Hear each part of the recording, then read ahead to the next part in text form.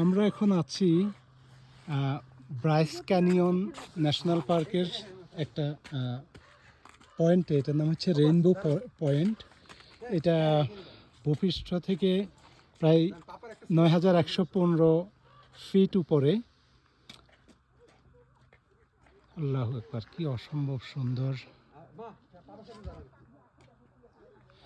এবং নিচে বাবারে পুরো এলাকা একটা পয়েন্ট মাত্র। এই যে এই এগুলারে বলে, এই যে পাহাড়গুলো, রকগুলো যে একটা নির্দিষ্ট শেপ ধারণ করছে, এই শেপগুলোকে বলা হয় হুতুজ। স্থানীয় বিশ্বাস বা এগুলা তো সত্য মিথ্যা না, বলা হয়তো যে এই যে মানুষের শেপের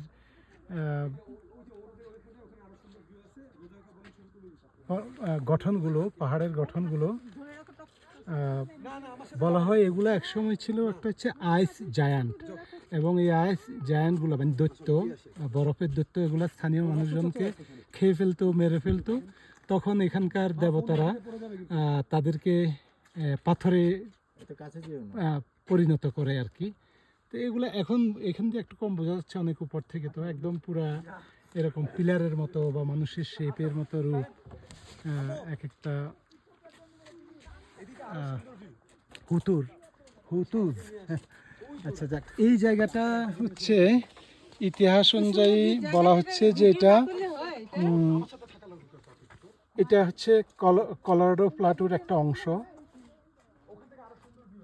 ইউটা, কলোরাডো, অ্যারিজোনা এবং নিউ মেক্সিকোর মাঝামাঝি অবস্থায়, বেশিরভাগই কলোরাডোতে পড়ছে।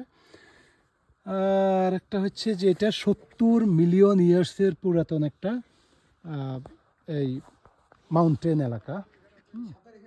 এটা একসময় এই মাউন্টেনটা 70 মিলিয়ন বছর ধরে গঠিত হতে হতে 13,000 ফিট পর্যন্ত উঠেছিল। তারপর আবার এটা ক্ষয় হতে হতে এখন 10,000 ফিট পর্যন্ত আছে এই মিলিয়ন মিলিয়ন বছরে। এবং এটা সৌন্দর্যের কোনো ব্যাখ্যা নাই, এটা ভিডিওতে এটা বোঝা যাবে না। এটা আসলে কত সুন্দর একটা সৃষ্টি, কত সুন্দর, ভয়ঙ্কর সুন্দর। এটা শুধু ভিডিও করে বা মুখে বলে কিছুই বোঝানো যাবে না। নিচে ওগুলা পাইন গাছ। এই যে মনে হয় যেন এগুলো এখনই ভেঙে পড়বে, কালকেই ভেঙে পড়বে। কিন্তু ওই যে ক্ষয় হতে হতে হতে হতে বিভিন্ন জায়গায় বিভিন্ন রূপ। এইসব জায়গা না দেখলে বোঝাই যেত না যে আল্লাহর পৃথিবীটা কত সুন্দর হতে পারে।